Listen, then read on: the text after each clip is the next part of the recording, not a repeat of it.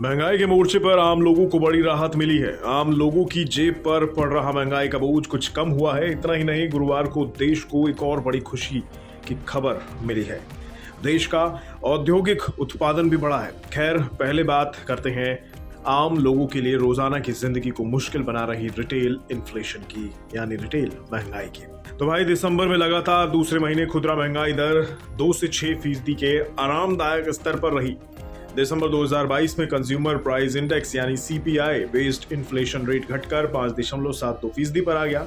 नवंबर में खुदरा महंगाई की दर 5.88% थी, जबकि अक्टूबर में ये 6.77% के लेवल पर थी। महंगाई 2 से 6% के आरबीआई के आरामदायक लेवल के बीच आ गई है और इससे ये उम्मीद पैदा हो रही है कि क्या आने वाले दिनों में रिजर्व बैंक ब्याज दरों में बढ़ोतरी का सिलसिला रोक देगा।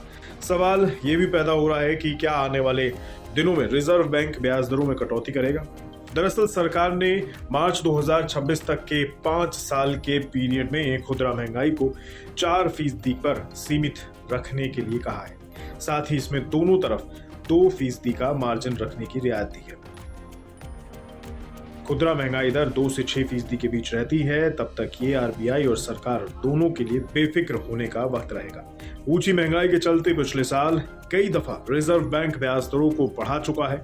इसका असर ये हुआ कि बैंकों ने कर्ज की दरों को बढ़ा दिया है, यानी आपकी ईएमआई में इजाफा हो गया। अब जबकि खुदरा महंगाई कम हुई है और आम लोग ब्याज दरों में कटौती का दौर शुरू होने की उम्मीद कर सकते हैं, इसका एक फायदा ये भी होगा कि सरकार के लिए ग्रोथ पर फोकस करने की ज्यादा गुंजाइश होगी। खैर, जानने वाली बात ये भी है कि आखिर खुदरा महंगाई में कमी क्यों हुई है। तो ऐसा है कि खाने पीने की कीमतों में गिरावट आई है। खासतौर पर सब्जियों की कीमतें दिसंबर में गिरी हैं। इसके चलते रिटेल इन्फ्लेशन में गिरावट आई है। इसे ऐसे समझ लीजिए कि इन्फ्लेशन की पूरी टोकरी में फूड इन्फ्लेशन की हिस्सेदारी 40% है। दिसंबर में फूड इन्फ्लेशन 4.19% रहा, जो कि नवंबर 2022 में 4.67% था। खैर, आर्थिक मोर्चे पर दूसरी अच्छी खबर देश के फैक्ट्री आउटपुट से आई है। इंडेक्स ऑफ इंडस्ट्रियल प्रोडक्शन यानी आईआईपी नवंबर में 7.1% की रफ्तार से बढ़ा। अप्रैल से नवंबर 2022 के दौरान आईआईपी 5.5% की रफ्तार से बढ़ा। हालांकि अक्टूबर में सालाना आधार पर आईआईपी 4% नीचे आया था।